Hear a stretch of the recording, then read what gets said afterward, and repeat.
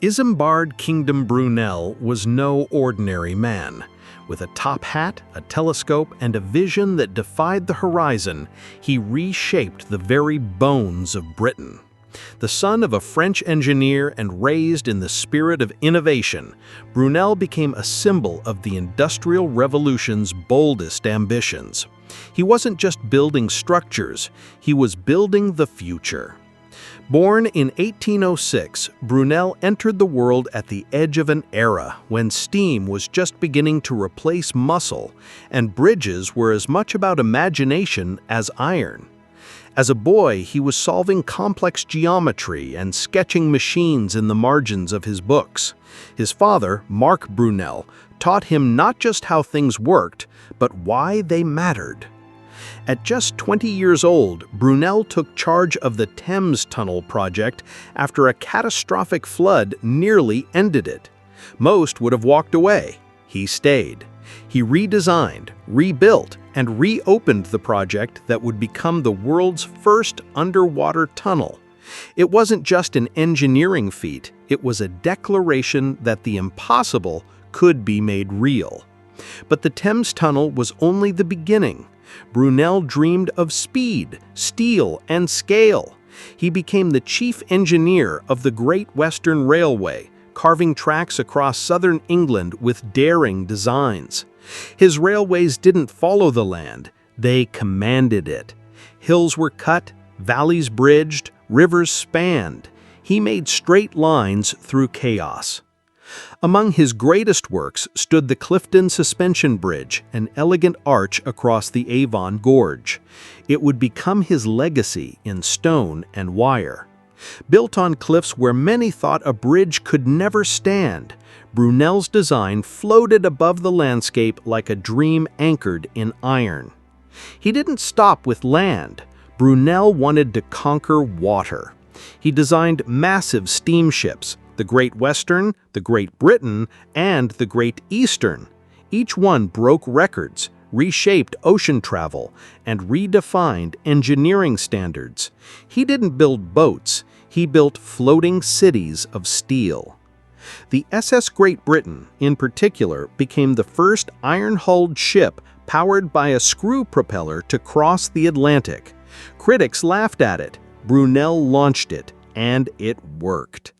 For him, doubt was merely a delay on the path to progress. But ambition came with a price. The Great Eastern, his most massive ship, was a financial disaster. Its construction drained investors and challenged every known limit of shipbuilding. It was too large for its time, misunderstood in function, and feared in scale. Brunel's health deteriorated under the strain.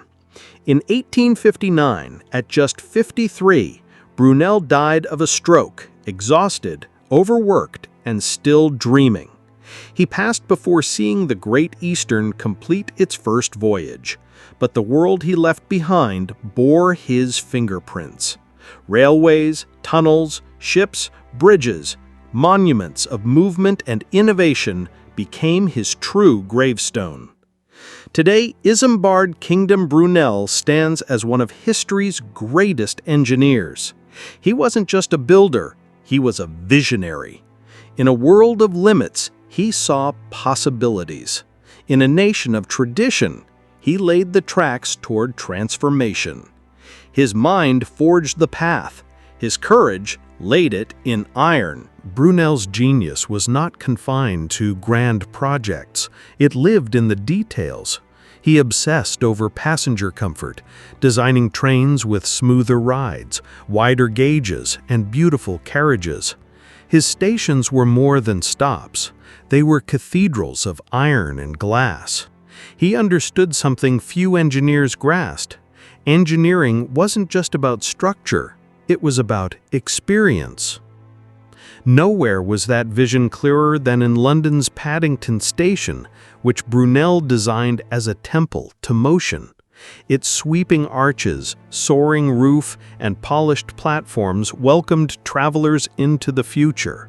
Trains left not just on time, but in style. For Brunel, the journey mattered as much as the destination. Despite opposition from traditionalists, Brunel challenged the established norms of engineering. He insisted on the broad gauge railway, which provided smoother, faster rides, but at the cost of compatibility with other lines. Though it was later phased out, it proved his constant push for innovation, even at risk of isolation. Every structure Brunel touched became a symbol of ambition. The box tunnel, carved through solid rock, ran straight as a spear for nearly 2 miles. During its opening, sunlight famously shone from end to end on his birthday. Whether myth or not, it captured the romance of engineering in a way few ever had. Even as machines replaced muscle across Britain, Brunel saw people at the center of progress. He believed engineering should serve society, not just industry. His bridges connected not just towns, but communities. His ships didn't just cross oceans, they shrank the world. He thought like a scientist, but dreamed like a poet.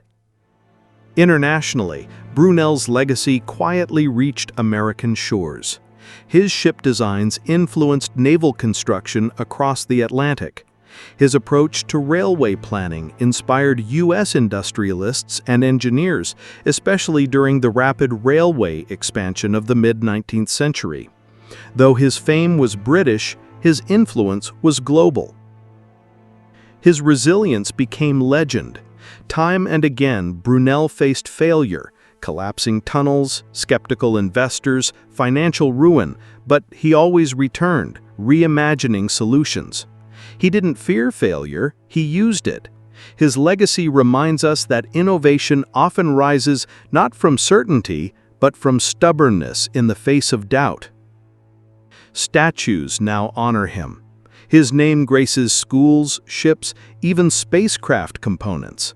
But his real monument lies in the mindset he left behind, the belief that humanity could master nature through ingenuity. Brunel didn't just move people, he moved possibility. In today's age of algorithms and AI, Brunel's legacy feels both distant and deeply relevant. He was analog in a digital world, hands-on in an age of abstraction. Yet his belief in bold vision and elegant execution still inspired designers, engineers, and innovators who dared to dream at scale. To remember Isambard Kingdom Brunel is to remember what ambition looks like when paired with action. He didn't ask if it could be done, he asked how. He saw landscapes not as barriers, but as challenges. In every bolt and beam, Brunel left a message: build not just for today, but for tomorrow.